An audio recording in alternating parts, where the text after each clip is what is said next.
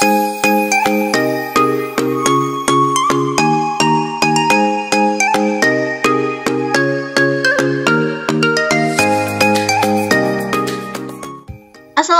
warahmatullahi wabarakatuh. Halo nice people, welcome to Emily's Lesson. Belajar sambil rebahan ala fikih lesehan, be fun. Nice people, hari ini kita akan belajar tentang song atau lagu. Apa saja yang akan kita pelajari di dalam materi lagu kali ini? Yang akan kita pelajari di materi lagu kali ini adalah tentang definition, kemudian social function, generic structure, dan yang terakhir tentang language features. Yang pertama, kita ke definition. Definition of song. So, what is song? Song is a composition made of lyric and music sung by human voice with distinct and fixed pitch at various of repetition sections. Jadi, lagu adalah sebuah komposisi yang dibuat dari lirik dan juga musik yang dinyanyikan oleh suara manusia dengan pitch dan juga lirik yang sudah ditata sedemikian rupa, di mana di situ ada yang namanya repetition section atau bagian-bagian yang diulang. Selanjutnya, kita ke social function. The social function of song yang pertama adalah to entertain the listener, untuk menghibur pendengar. Pasti kalau misalnya kita ngedengerin lagu, yang pertama kali ada tujuannya supaya bisa menghibur pendengar, mau lagu apa saja itu. Misalnya nih, kalau pagi-pagi kita butuh mood yang bagus, kita pasti dengerin lagu-lagu yang upbeat, misalnya kayak lagunya si Jonas Blue misalnya. Jadi lagu-lagu yang penyemangat gitu. Tujuannya adalah to entertain the listener, untuk menghibur pendengar. Itu tujuan utamanya. Yang kedua adalah to teach moral value, untuk menyampaikan, mengajarkan pesan moral. Semua lagu pasti mempunyai nilai moral yang ingin diajarkan, entah itu tersurat atau tersirat. Contohnya, lagu Speechless-nya Naomi Scott, di mana di situ mengajarkan para wanita untuk harus tampil berani, untuk menyampaikan pendapat, untuk emansipasi lah, intinya seperti itu. Contoh yang kedua adalah Don't Be So Hard For Yourself dari Jasmine. Tampak dari judulnya aja, lagu ini udah memberikan pesan agar kita lebih menikmati hidup. Lagu ini cocok banget didengar bagi kamu yang mungkin moodnya sering kelabu, melo, sedih, sendu, dan merasa hidupnya terpuruk. Intinya, siapa aja yang butuh semangat dalam beraktivitas atau merasa hidupnya selalu menguras energi, yuk dengerin lagu ini. Lagu ini memberikan pesan, kita memang harus selalu berusaha dan berjuang, tetapi jangan sampai menyiksa diri. Akui kalau kita itu manusia memang punya rasa lelah, rasa capek gitu kan, tapi harus bangkit dan jangan sedih untuk berlarut-larut. Social function yang ketiga adalah to inspire or motivate the listener, untuk menginspirasi atau memotivasi pendengar. Contohnya adalah lagunya Selena Gomez, Who Says. Ini kan, dari liriknya udah kelihatan banget. Jadi di mana dia itu menginspirasi bahwa kita itu harus menjadi diri sendiri kita sendiri, gak malu sama diri kita, bahwa kamu tuh hebat dengan diri kamu, apapun yang kamu miliki, semuanya itu punya kelebihan masing-masing. Jadi jangan pernah sampai untuk minder. Itu banget lagunya Selena Gomez misalnya. Dan social function yang keempat adalah to express personal feeling, untuk menyampaikan perasaan pribadi. Begitu. Contohnya, misalnya kayak lagunya si Olivia Rodrigo, Driver's License, itu kan menceritakan di mana dia itu sudah berusaha untuk ngedapetin SIM demi pacarnya supaya nanti dia bisa pergi bareng pacarnya gitu, lebih mudah kalau misalnya dia mau kencan sama pacarnya. Tapi ternyata pacarnya di situ malah punya wanita lain begitu. Jadi di situ mengungkapin gimana perasaannya si Olivia Rodrigo di dalam lagunya Driver's License. Dan yang terakhir adalah to deliver social criticism. Namun untuk yang social function yang terakhir ini itu jarang-jarang banget ada gitu. Kalau misalnya lagu-lagu zaman dulu itu contohnya lagunya si Low Key Too Much, dia itu memberikan pesan atau memberikan kritik tentang korupsi yang ada saat itu. Sekarang kita lanjut ke berikutnya adalah generic structure. Generic structure of songs yang pertama adalah intro. Jadi, di dalam lagu itu yang pertama kali, itu ada yang namanya intro. Intro itu apa sih? Intro itu adalah awal lagu. Biasanya, intro ini berisi musik aja, jadi kayak musik doang gitu, atau enggak gitu dia berupa vokal doang. Yang kedua, ada yang namanya verse. Apa sih itu verse? Verse ini adalah pengantar ke chorus. Jadi, dia itu kayak once upon a time-nya kalau di dalam cerita naratif, jadi kayak awal-awalan gitu, pembukanya gitu. Biasanya verse ini di dalam lagu itu mempunyai beberapa verse. Nadanya sama antara verse yang pertama sama verse kedua atau verse ketiganya nadanya sama, cuman liriknya yang beda. Itu adalah verse. Generic structure yang ketiga adalah chorus. Chorus ini yang paling banyak diingat karena chorus adalah bagian yang paling sering diulang-ulang. Jadi kayak reference-nya. Jadi kalau misalnya bagian yang paling sering bagian yang paling sering banget diulang-ulang di dalam lagu, itu namanya adalah chorus. Kadang itu juga ada bagian yang sering diulang-ulang sebelum chorus, namanya adalah pre-chorus. Next, ada yang namanya bridge. Apa sih itu bridge? Bridge itu kayak kalau misalnya kita dengerin lagu pasti ada perubahan tempo. Jadi dari verse ke chorus, kemudian tiba-tiba ada perubahan tempo yang berbeda atau instrumental yang berbeda, biasanya lebih sedikit gitu. Itu namanya adalah bridge. Biasanya dia juga menghubungkan antara dari chorus menuju ke outro atau coda. Yang terakhir adalah coda. Coda ini adalah the end of song, jadi akhir dari lagu. Namun, generic structure di dalam lagu itu tidaklah selalu seperti ini. Jadi dia bersifat fleksibel. Kadang di dalam lagu itu hanya ada intro, kemudian hanya ada verse dan juga chorus, tanpa ada bridge atau coda. Bisa juga kadang itu hanya verse sama chorus, nggak ada pre-chorus juga ada. Jadi sangat-sangat fleksibel, nggak harus semuanya masuk di dalam sebuah lagu. Nah, berikutnya kita ke language features of song. Ciri-ciri kebahasaan dari lagu. Apa aja sih? Yang pertama, ada rhymes atau rima. Rima itu apa? Rima adalah persamaan bunyi di akhir kalimat dalam satu bait.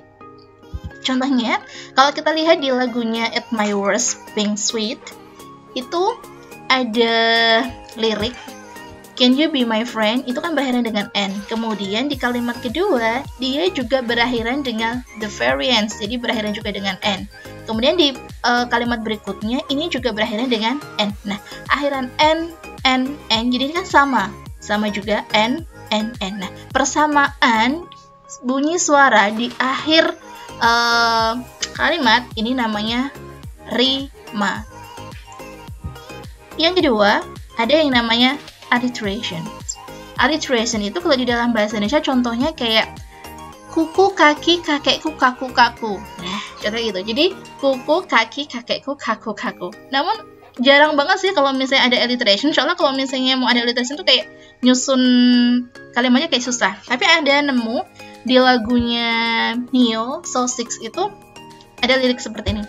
Said I'm so sick of love song, so sad and slow. Jadi ada S-nya di sini.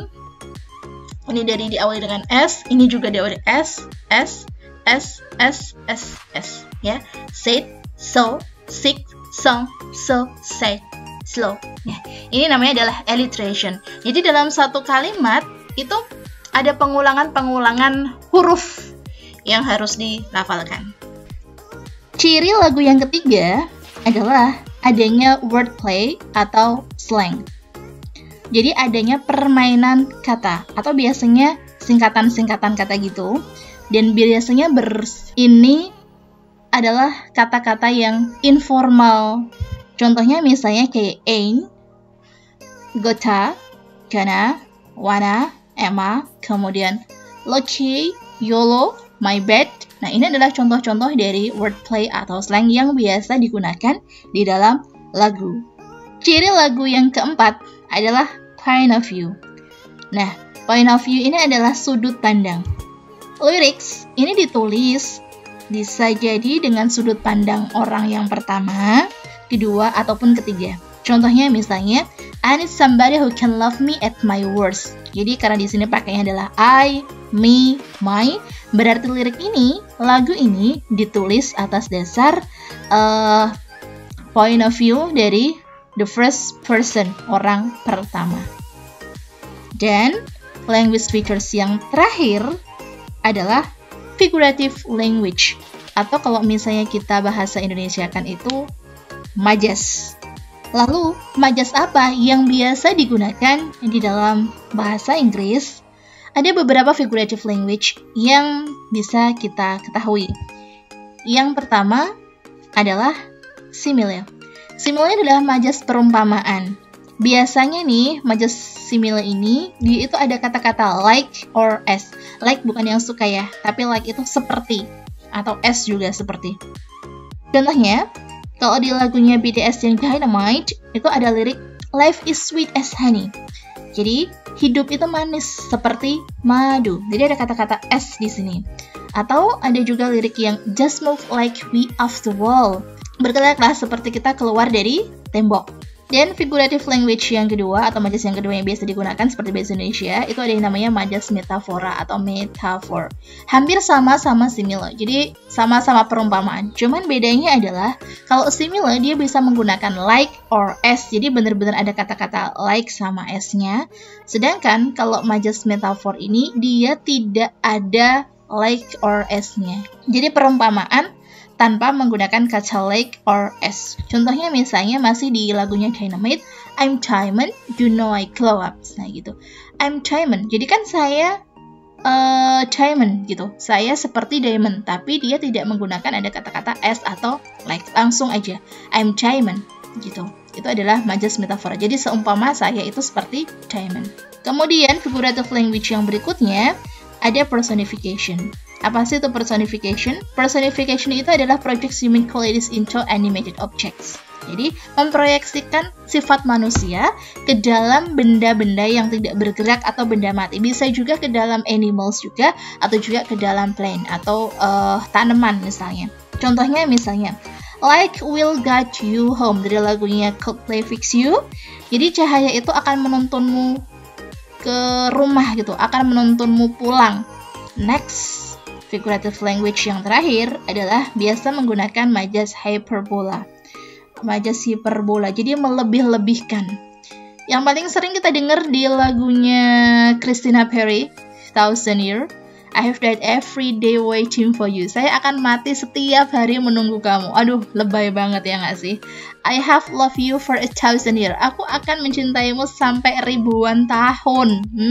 Jadi kayaknya tuh nggak mungkin gitu. Orang manusia aja hidupnya itu hanya sampai berapa puluhan tahun kan. Ini sampai ribuan tahun. Mati setiap hari gara-gara menunggunya. Jadi sangat-sangat berlebihan. Nah, majas-majas yang berlebihan inilah yang disebut dengan majas hiperbola. Yuk, sekarang kita lanjut menganalisis lagu, song analysis. Ada lagu yang akan kita analisis di sini, yang kita analisis tentang tonic structure-nya dan juga tentang language features-nya. Lagu apa sih yang akan kita pilih? Kita ke lirik yang pertama. Kita dengerin dulu.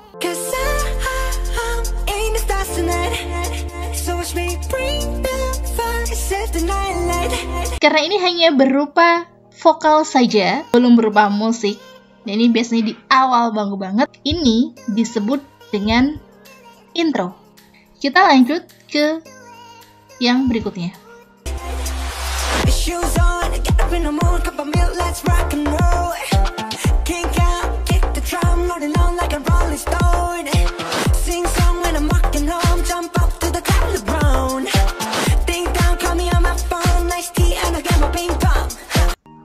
Dari nada sudah berbeda.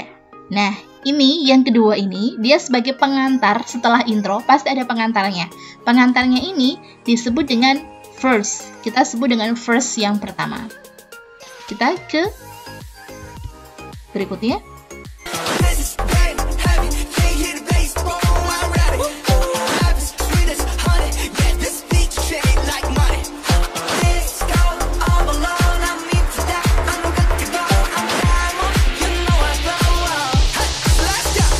Pasti ada perbedaan antara yang pertama dan yang kedua. Dari liriknya jelas, tapi dari nadanya dan juga musiknya itu berbeda, berubah.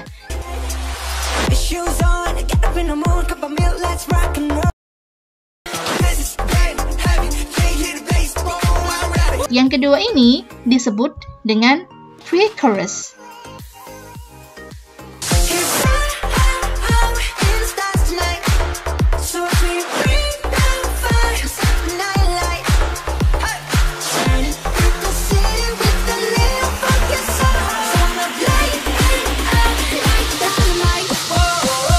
Sedangkan bagian intinya itu di sini yang mungkin paling sering-sering diulang-ulang ini disebut dengan chorus. Lanjut.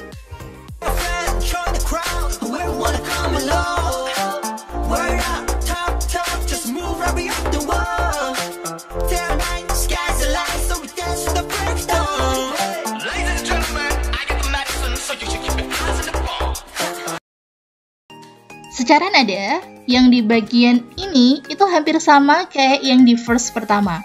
Cuman beda liriknya aja, tapi nadanya hampir sama.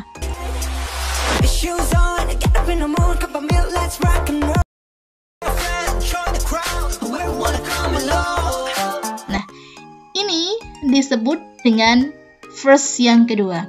Jadi dalam satu lagu itu bisa aja dia mempunyai beberapa verse.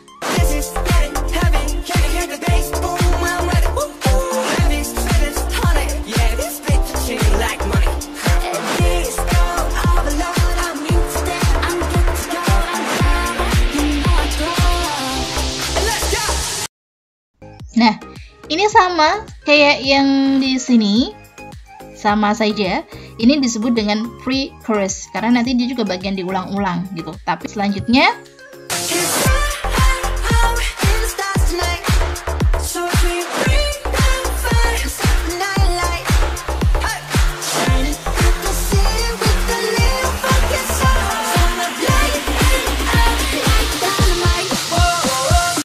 sama dengan ini kan secara liriknya dan juga nadanya dan bagian yang sering diulang banget, intinya ini disebut dengan chorus. Dan yang terakhir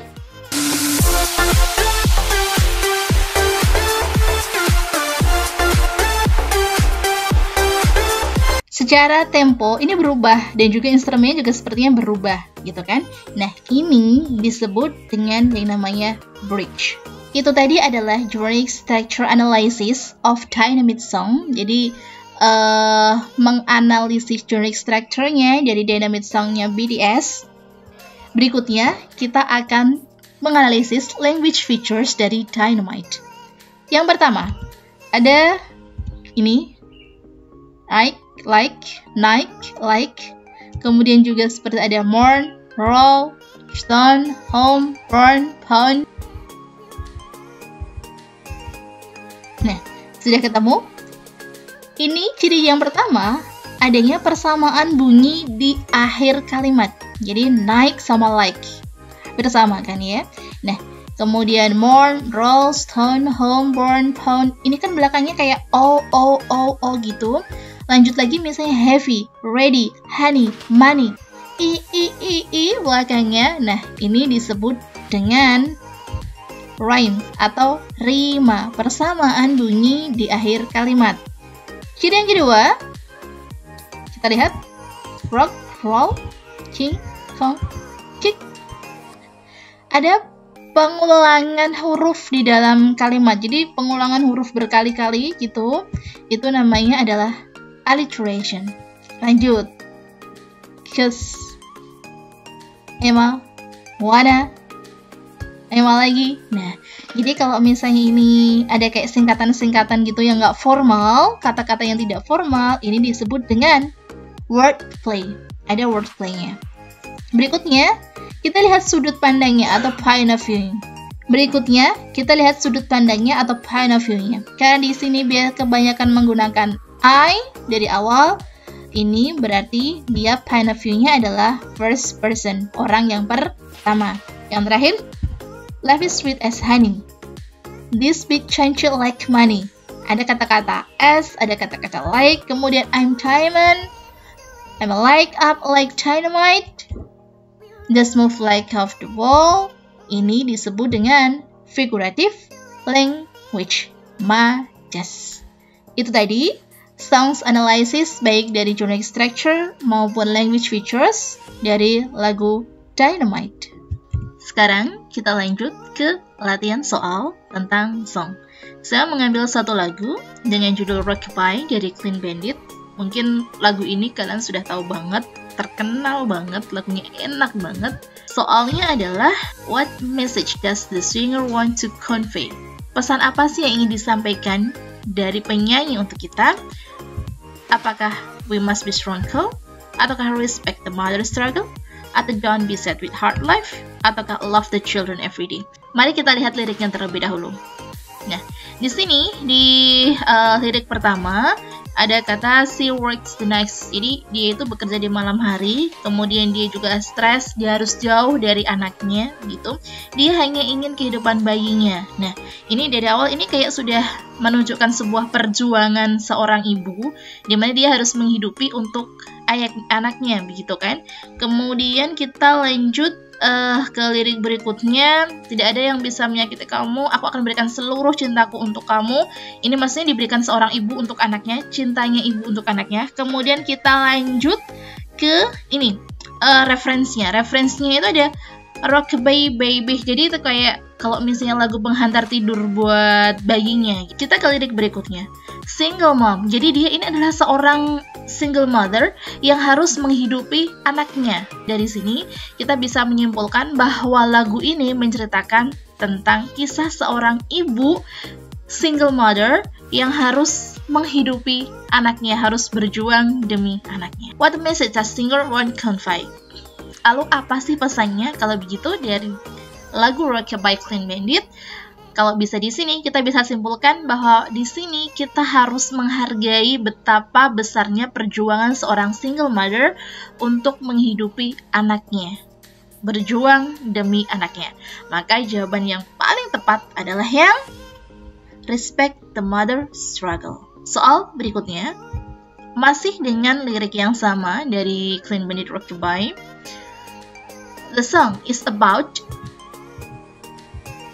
seperti tadi, berarti lagu ini menceritakan tentang perjuangan dan juga cinta seorang ibu kepada anaknya. Langsung bisa kejawab dong, jawabannya adalah yang A, love and devotion of mother to her child. Oke, terima kasih sudah menonton, semoga bermanfaat buat kamu. See you next time, and wassalamualaikum warahmatullahi wabarakatuh.